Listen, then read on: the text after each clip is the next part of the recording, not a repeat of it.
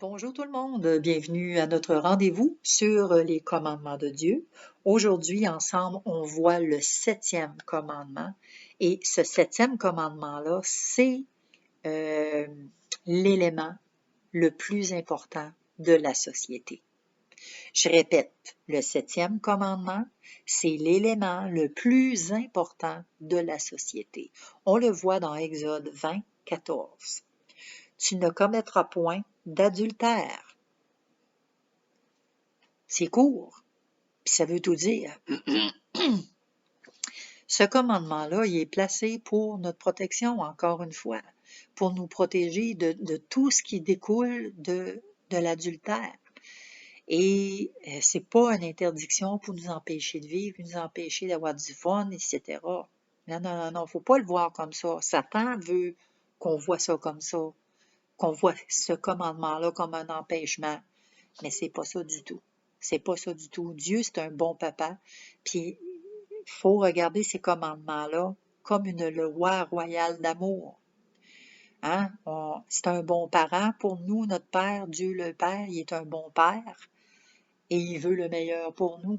Souvenons-nous, dans Deutéronome, tu choisis la vie ou la mort, tu choisis les bénédictions ou les malédictions. Donc, tu es libre, tu obéis aux commandements ou tu désobéis. Tu obéis, mais tu as les bénédictions, tu désobéis, tu as des malédictions. Hein? C'est dans le même ordre. Et Satan, lui, ben, il veut te faire croire, ben non, voyons donc, penses-tu qu'il va y avoir des malédictions, là? C'est parce que Dieu, là, il veut réserver ça, là, pour le mariage. C'est pas ça pantoute, c'est parce que Dieu, là, il sait que tu vas avoir du plaisir, puis que tu vas t'épanouir, puis que tu vas aimer ça, puis que c'est bon, puis que ça fait du bien, puis voyons donc, penses-tu que Dieu, il va t'empêcher là, d'avoir du fun, puis d'avoir du plaisir, etc. On voit bien, là, hein? On sait que la relation, c'est dans le mariage, et que hors mariage, c'est pas de Dieu, ça vient de Satan. Bon, maintenant, il y en a qui vont se condamner, il y en a qui vont dire, ouais, mais moi, je suis pas mariée, puis j'ai des enfants, puis je vis concubinage, puis tout ça. Il n'y a pas de condamnation, là. C'est pas une condamnation, ça, là. Vous n'êtes pas condamné. Dieu, c'est ce qu'il demande dans sa parole. Oui, moi-même, j'ai vécu dans le concubinage. J'ai eu des enfants, puis je n'étais même pas mariée. J'ai eu des enfants. Bon, OK. Oui, par la suite, je me suis mariée avec quelqu'un d'autre. J'ai vécu pendant 10 ans avec une personne violente. Hein? Puis là, ceux qui pensent là, que le mariage, c'est pour la vie, là, mais je m'excuse, là, mais quand il y a de la violence puis qu'il y a du danger pour ta propre vie, sors de là. T'as pas d'affaires là. Sors au plus vite. Fait que ceux qui sont aux prises justement avec la violence, là, ça, j'encourage pas ça. Je l'encouragerai jamais non plus. Bon, j'ai été mariée 10 ans de temps, j'ai prié pendant 10 ans de temps que cet homme-là change, puis il n'a jamais changé. Quand j'ai divorcé, il a marié une femme, il a été violent avec cette femme-là, puis il a divorcé avec cette femme-là, mais il était violent avant moi-même aussi. Il a été en thérapie 2 fois, que j'ai découvert par après. Fait qu'il est violent, puis il va mourir violent, à moins que Dieu fasse vraiment un miracle, là. Mais en tout cas, tout ça pour dire que je n'encourage pas la violence et que je n'encourage pas les personnes à rester dans un lieu qui est violent. Ceci étant dit, on continue. Mais il n'y a pas de condamnation là, non plus, parce que je l'ai vécu étant dans le concubinage avec le père de mes enfants. Bon, OK. Dieu nous prend là où on est là maintenant. Dieu, il te prend toi là maintenant, comme que tu es là maintenant. Viens à moi tel que tu es, c'est ce qui était dit. C'est ce que Jésus dit dans sa parole. Viens à moi tel que tu es. Tel que tu es. T'es comme ça, là, viens à moi. Puis je ne te jetterai pas dehors, parce que Dieu ne jette pas dehors celui qui vient à lui. Il n'y a pas de condamnation pour ceux qui sont en Jésus-Christ.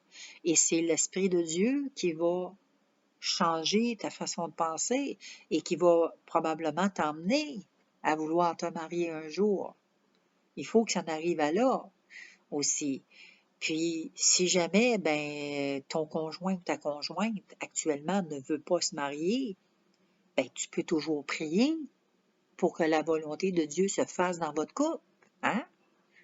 C'est-tu pas merveilleux? Donc, fait qu'il y a toujours d'espoir. Quand il y a de la vie, il y a de l'espoir. C'est ce que je me dis. On sait que, justement, hein, parce que là, les pharisiens, eux autres, ils voulaient prendre Jésus en défaut. Puis les pharisiens connaissaient la loi, là, connaissaient la parole de Dieu. Puis là, ben, ils voulaient prendre Jésus en défaut, puis ils voulaient savoir, bon, qu'est-ce qu'il va dire par rapport à ça.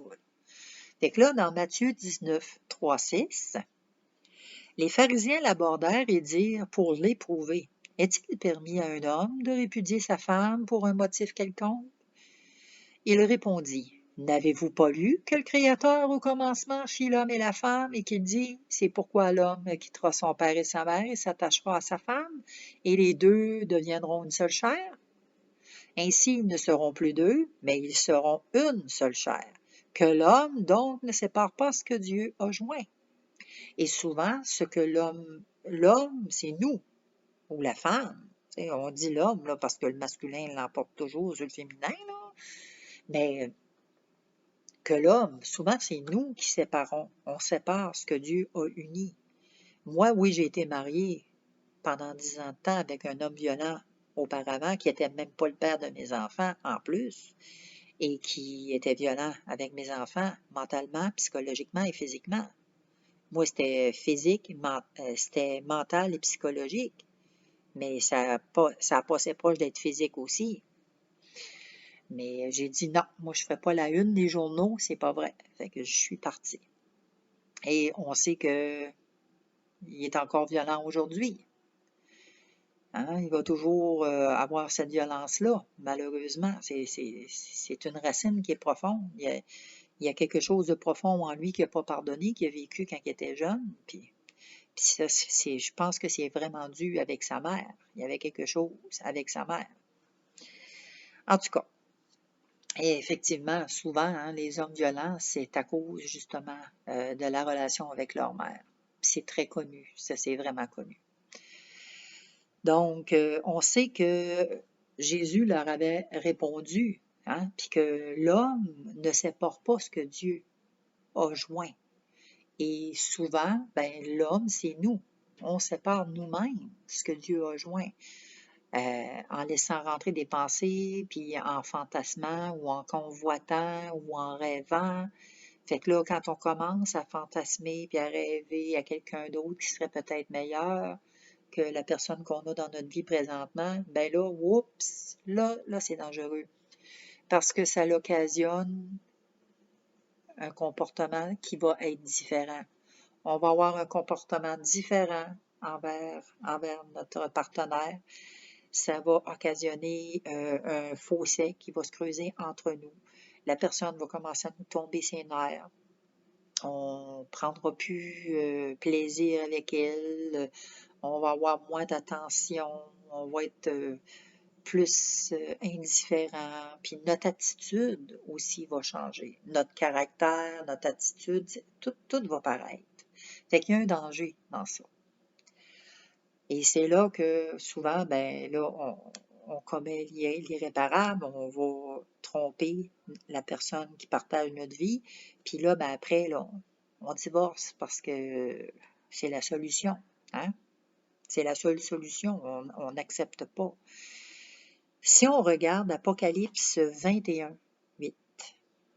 Quant aux lâches, aux infidèles, aux dépravés, meurtriers et débauchés, aux magiciens, aux idolâtres et à tous les menteurs, leur part sera l'étang ardent de feu et de soufre, c'est-à-dire la seconde mort. Fait que ça veut dire que si on commet tout ça, mais qu'on ne se repent pas, on regrette, on a des regrets, hein, ça arrive, hein, des fois, oh, j'ai un petit regret, mais c'est pas plus que ça. Mais pour éviter les temps ardents de feu et de soufre, pour pas qu'on ait notre deuxième mort là-dedans avec Satan, parce que Satan, c'est ce qu'il veut, faut qu'on accepte notre condition, qu'on voit qu'est-ce qu'on a fait, puis que c'est grave, qu'on demande pardon à Dieu sincèrement, puis qu'on s'en détourne. un 180 degrés, qu'on se détourne de tout ça, puis que, écoute, qu'on choisisse coûte que coûte de demeurer avec la personne que Dieu a mis sur notre chemin. C'est sûr que c'est pas facile. Il y a des hauts, il y a des bas, c'est pas facile. Mais de là l'importance d'avoir des fréquentations avant le mariage. Puis pas d'avoir des relations sexuelles, mais de se fréquenter en tant qu'amis. Vraiment apprendre à se connaître. Puis le reste va s'en suivre après. Ça va se faire tout seul. Et quand on apprend justement, excusez, on apprend à connaître la personne, ben oui, ben moi oui, j'aimerais ça vivre avec quelqu'un comme toi, oui. Tu sais, fait que puis après ça, oui, même si t'es marié, après, là, tu la connais, la personne, t'as appris à la connaître, là. Puis surtout, le dialogue, c'est important. Fait que c'est de dialoguer, de parler, de dire qu'est-ce qui va pas, puis de régler les problèmes au fur et à mesure. De pas se coucher le soir avec la colère, mais de régler nos différends avant de s'endormir. Ça, là, c'est gagnant. Alors, on sait que Dieu bénit aussi les relations et que Ecclésiaste 9.9 nous dit comment ça devrait être. On regarde ça ensemble.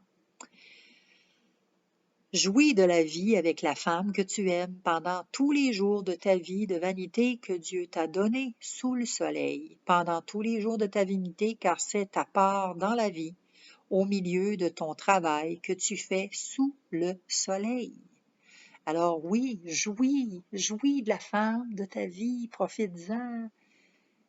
C'est avec elle, oui, puis c'est sain, vous êtes ensemble, vous êtes mariés, ben oui, c'est béni. Dieu a voulu de la sexualité, Dieu bénit la sexualité entre hommes et femmes mariés. Alors jouis-en, profites-en, profites-en. Mais il faut aussi réaliser, là, je parle aux hommes, là, que la femme, là, c'est pas votre objet sexuel. Hein? Votre femme, là, c'est supposé d'être votre aide, votre à côté. Elle est votre égale. Elle n'est pas en dessous de vous, puis au-dessus, elle est votre égale. Et que de ne pas faire d'abus sexuels non plus sur votre femme. Là, parce qu'il y en a beaucoup qui vont prendre là, les versets bibliques, là, parce que là, ils sortent de leur contexte. Hein? Bon, tu sais que là, regarde, là, c'est écrit que la femme, elle doit se soumettre, là, puis elle ne doit pas négliger son mari, là, puis c'est écrit, là. Non, non, non. Sortez pas le verset du contexte. Fait que c'est ça. C'est d'apprendre à connaître, à se connaître un et l'autre, puis à être capable de discerner, ouais, oui, vraiment, t'as-tu vraiment envie? Ben non, là, à soir, ça me le dit pas, j'ai pas vraiment le goût, j'aimerais ça dormir, ok, puis c'est de respecter ça.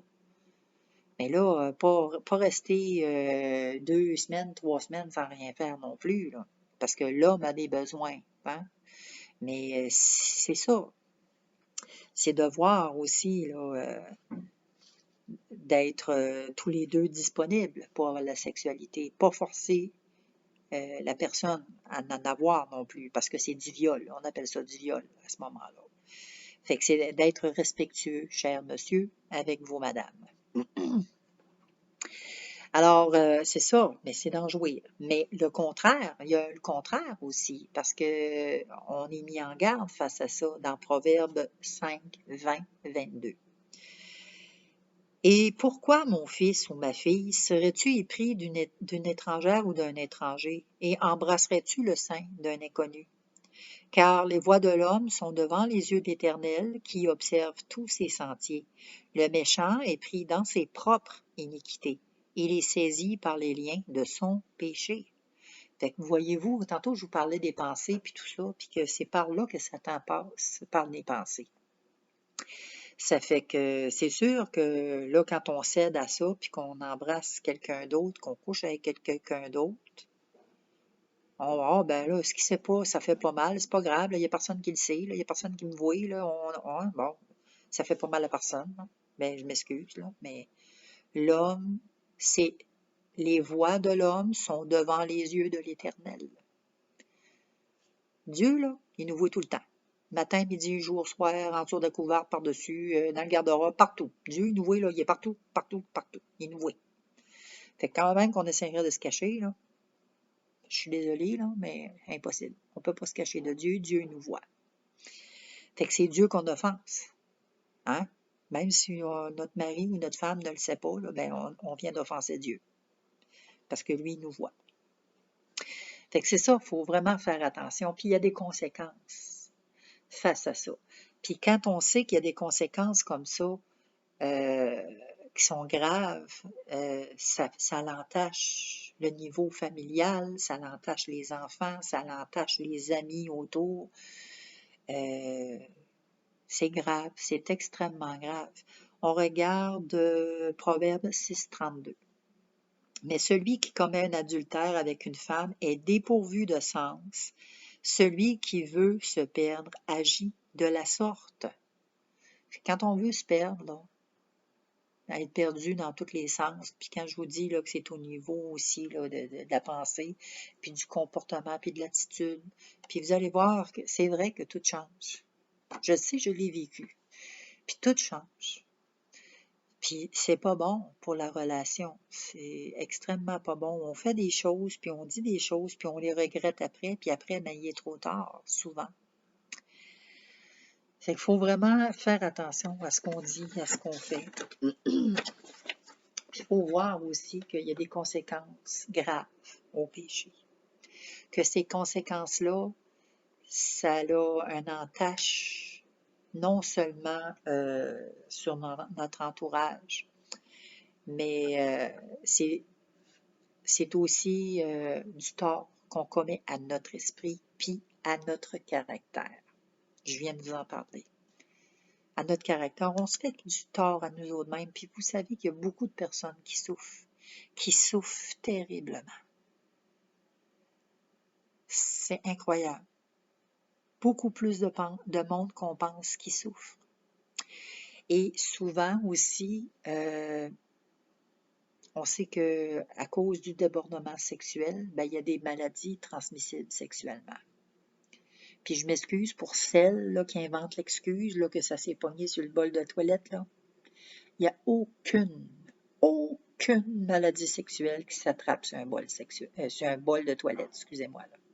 Aucune. Parce que j'en ai connu des femmes qui ont dit « Ah, ben, j'ai pogné ça, ben, regarde, mon œil. T'as sauté la clôture.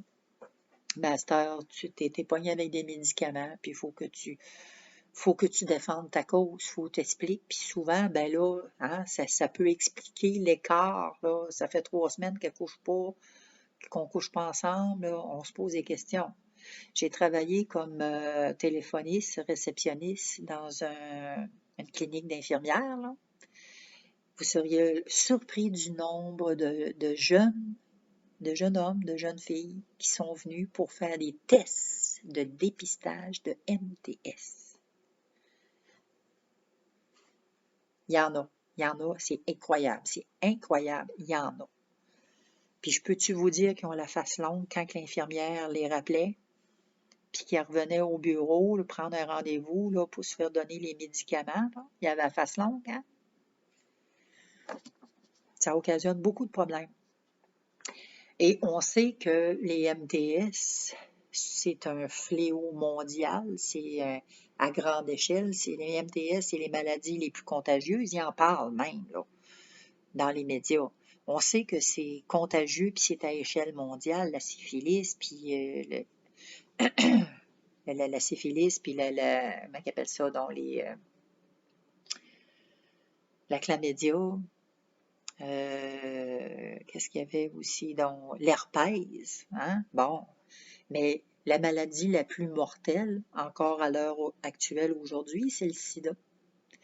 Puis savez-vous qu'ils n'ont pas trouvé de vaccin après une trentaine d'années? Ça fait une trentaine d'années que c'est sorti, ça, le sida. Ils n'ont pas rien trouvé face à ça.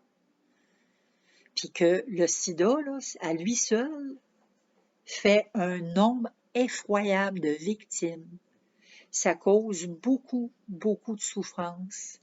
Puis ça rivalise avec les épidémies mortelles dans toute l'histoire. Puis là, ça fait 1 an et demi qu'on parle de COVID. Hey, l'épidémie, pandémie, hey, oh, c'est mortel, puis il s'en meurt du monde. Il est passé où, le sida? Vous en parlez plus? Hein? Le sida, il est beaucoup plus mortel que le COVID. Beaucoup plus mortel que le COVID. On n'en parle plus. C'est incroyable. C'est sérieusement incroyable. Moi, j'en reviens pas. Quand j'entends ça aux nouvelles et tout ça, je suis vraiment déçue de ce qui se passe actuellement. Puis d'un autre côté, je suis pas surprise parce que la parole de Dieu, elle a prédit tout ça. Elle prédit tout ça, la parole de Dieu. Fait que c'est ça. Faut pas se leurrer non plus, hein? Le sida, il est là, il est bien présent. Les maladies transmissibles sexuellement sont là. Puis là, il essaye de faire à croire que c'est à cause du rapprochement, parce que le monde ne respecte pas les distanciations sociales à cause du COVID. Le COVID, il n'y a absolument rien à voir là-dedans. Absolument rien à voir là-dedans. Avant le COVID, le sida, il existait. Ça fait au-dessus de 30 ans qu'il existe, le sida. Puis la syphilis, puis la gonorrhée, puis la chlamydia, puis l'herpès, puis nommez-en, là, les maladies sexuelles, là, il y en a. Puis il était là avant le COVID. Fait qu'il faut pas non plus là, être aveugle là, sur ça, là, puis croire tout ce qu'on dit, là, parce que là, hey, c'est à cause de ceux qui sont pas vaccinés, ou c'est à cause hey, wow, non. Moi, j'embarque pas là-dedans. M'excuse. On sait qu'il y a des foyers aussi qui sont brisés à cause de l'infidélité. Puis souvent, ceux qui écopent, c'est les enfants. Je trouve ça tellement malheureux. Je sais, moi, mes enfants, ils ont écopé de ça. Ils ont écopé de la séparation de leur père naturel, que j'étais pas mariée avec eux. Je me suis mariée avec un homme violent pendant 10 ans de temps. Ils ont subi la violence physique, psychologique et mentale et morale et tout ça. Ils ont vécu des choses, mes enfants. Aujourd'hui, oui, j'ai demandé pardon à Dieu pour ça. J'ai demandé pardon à mes enfants. Puis aujourd'hui, j'ai une bonne relation mère-fils, parce que j'ai 2 fils. J'ai une très bonne relation. Puis j'ai une belle relation avec mes petits-enfants, parce que j'ai des petits-enfants. Alors, tu sais, oui, j'ai vécu des problèmes, j'ai vécu des conséquences, mais Dieu rétablit. Dieu rétablit aussi. Souvenons-nous de l'histoire de Job, hein, si vous l'avez lu comme votre devoir, souvenons-nous. Puis, il faut se repentir, hein. Puis quand on se repent, ben Dieu, il est fidèle pour nous pardonner. Puis Dieu, ben, il va faire comme il a fait avec Job, il va nous bénir, nous donner des bénédictions. Donc, mais c'est ça, quand on parle justement, pour revenir, c'est que les enfants écopent au travers de tout ça. Puis ça l'engendre des tragédies vraiment là, sociales. C'est des tragédies épouvantables. On parle de frais d'avocat, on parle des enfants qui sont barouettés d'un foyer à l'autre, parce que là, les parents ne s'entendent pas sur la garde. Fait que là, les enfants sont utilisés aussi comme des pions ou comme le ping-pong, là. Une semaine chez un, une semaine chez l'autre, une fin de semaine sur 2. Puis, puis toi, comment tu te sens là-dedans? Comment tu te sens? Pensez-vous que l'enfant va vraiment dire comment est-ce qu'il se sent? Pensez-vous. Pensez-vous que l'enfant il est vraiment heureux dans ça? Non, il n'est pas heureux du tout. L'enfant va dire que oui, il est bien, oui, il est heureux, j'ai 2 maisons, oui, j'ai des dents. Oui, parce qu'il ne veut pas avoir de peine encore plus. Il est déjà déchiré, il est déjà brisé, cet enfant-là. Ça occasionne souvent que lorsque les parents se séparent et tout ça, de la pauvreté. Parce que là, souvent, c'est ça, la mère, elle va se ramasser avec la garde de l'enfant, elle va avoir une perte de revenus dans la maison. Donc, elle va perdre sa maison, elle peut perdre des meubles, elle peut perdre des biens personnels, etc. Et aussi, ça va occasionner des résultats scolaires qui sont médiocres aussi chez les enfants, les mères monoparentales. Parce qu'on sait qu'un noyau familial, c'est un homme et une femme dès le commencement du monde. L'homme et la femme, ça prend un père et une mère pour encadrer un enfant. Donc, et l'enfant en souffre de tout ça. Et certains enfants vont aggraver leur cas plus tard, vont soit avoir du travail médiocre parce qu'ils n'auront pas assez d'argent pour étudier, fait qu'ils vont faire n'importe quel métier. Ça va engendrer que peut-être qu'ils vont rester sur le bras de la société aussi, même étant adultes. Bon, il y a des enfants que, vu qu'ils sont déchirés comme ça, ben, il y en a qui vont se tourner vers la drogue, d'autres vers la boisson, d'autres vers de la prostitution. Il y en a qui vont, écoutez, même se suicider. Il y en a qui vont être mêlés, tellement mêlés psychologiquement qu'ils n'auront plus d'estime d'eux-mêmes, qui se cherchent en tant qu'individus. Puis là, écoutez, le Satan vient, puis il met plein d'idées dans leur tête, puis ben là, c'est parce que je suis un gars, ou bien parce que je suis une fille, puis c'est peut-être parce que je suis un gars que mes parents se sont divorcés, ou peut-être parce que je suis une fille, ou peut-être que... On va en parler de la théorie des genres, là, parce que ça va être un sujet qui va venir, puis ça aussi, ça va être un sujet qui est très, très, très, très, très chaud. Et la théorie du genre, là, il y en a un, deux genres, c'est l'homme et la femme. Point. On arrête là pour ça, mais on va en parler, ça c'est sûr, je vais vous en parler. Mais tout ça pour dire que ça brise. Ça brise au niveau, dans tous les niveaux. Et que là, ben, au niveau de la sexualité aussi, on se cherche. Hein? Souvent, ben, écoutez, on va chercher l'amour dans les bras d'une fille, dans les bras d'un homme. Parce que là, on cherche à être aimé. Hein? Le but, c'est d'être aimé. Puis souvent, on ne comprend pas le pourquoi du comment que nos parents ont agi comme ça. Et là, c'est là qu'il y a un dérèglement au niveau sexuel, puis que tout s'engendre. Parce que leur monde s'est écoulé. Hein? C'est brisé. Et quand c'est quelque chose de brisé, c'est dur à réparer. Donc, 1 Corinthiens 6, 18. Fuyez l'impudicité, quelques autres péchés qu'un homme commette. Ce péché est hors du corps. Mais celui qui se livre à l'impudicité pêche contre son propre corps. Donc, hein, quand on commet l'impudicité, qu'on cherche l'amour, on veut avoir du bien, on cherche à se faire aimer, puis on pense qu'on va le trouver dans la sexualité, c'est de l'impudicité. On pêche contre notre propre corps. Puis c'est là les maladies sexuelles. Et moi, j'en reviens pas encore au niveau du sida.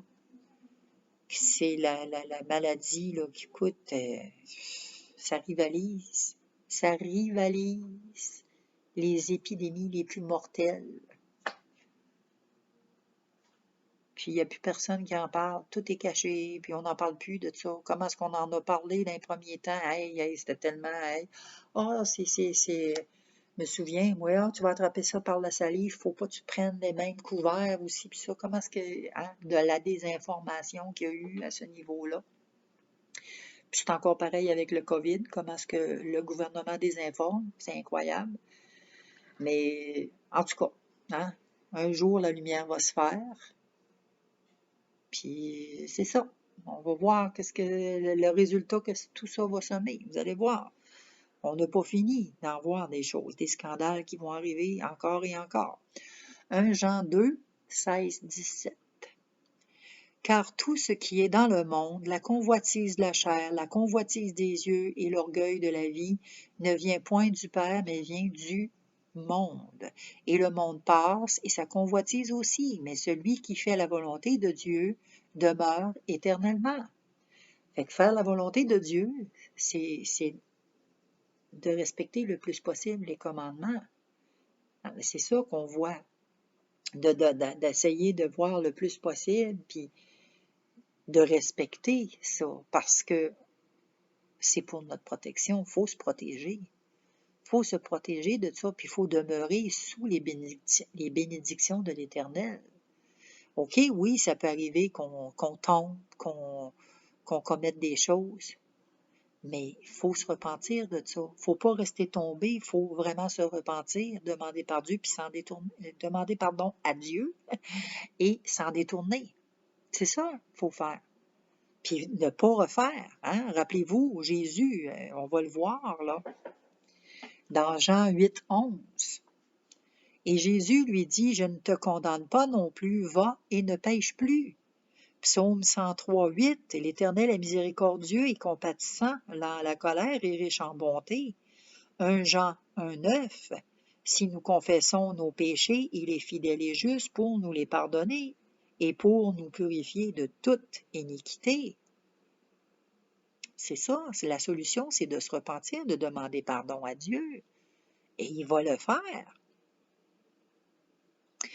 On regarde Matthieu 5, 27, 28. Vous avez appris qu'il a été dit, tu ne commettras pas d'adultère. Eh bien moi, je vous dis, si quelqu'un jette sur une femme un regard chargé de désir, il a déjà commis adultère avec elle dans son cœur. Jacques 1, 14, 15. Mais chacun est tenté quand il est attiré et amorcé par sa propre convoitise. Puis la convoitise, lorsqu'elle a conçu, enfante le péché, et le péché étant consommé, produit la mort. C'est quand même grave. Le péché provoque la mort. Si vous vous en détournez pas, là, c'est certain que vous allez aller dans la géhenne. Il y en a qui pensent que le salut, là, c'est une fois pour toutes, puis tu es accepté une fois pour toutes, là. Mais écoutez, là, seuls ceux qui font la volonté de Dieu le Père, c'est écrit ça aussi dans la parole. Il faut faire sa volonté, il ne faut pas faire notre propre volonté puis s'arranger avec quand on va être en sa présence. Pas de même ça marche. Donc, c'est ça, faut voir la gravité de l'adultère. Qu'est-ce que ça occasionne au jour d'aujourd'hui? Ézéchiel 33, 11. Dis-leur, je suis vivant, dit le Seigneur, l'Éternel, ce que je désire, ce n'est pas que le méchant meure, c'est qu'il change de conduite et qu'il vive. Revenez, revenez à moi de votre mauvaise voie. Et pourquoi mourriez-vous, maison d'Israël? Excusez-moi, là, j'ai de la difficulté de mourir, mais le Seigneur, il veut pas qu'on meure. Le Seigneur, il veut qu'on se repente, qu'on se détourne de nos mauvaises voies, puis qu'on revienne vers lui, qu'on se détourne complètement. Avoir un simple regret, là, c'est pas ça qui va suffire aux yeux de Dieu. Juste dire, oh ben je regrette pour regretter, ça marche pas. Il faut vraiment se repentir de ce qu'on a fait. Fait que voilà, c'est ce qui complète notre 7e commandement pour aujourd'hui. La semaine prochaine, on voit notre 8e qui parle de « Tu ne déroberas point ». Si vous avez des questions entre-temps cette semaine, gênez-vous pas, vous pouvez m'écrire, ça va me faire plaisir de vous répondre. Puis, si vous avez besoin qu'on prie, ça aussi, je peux prier avec vous. Merci à vous. Bye. Bonne semaine.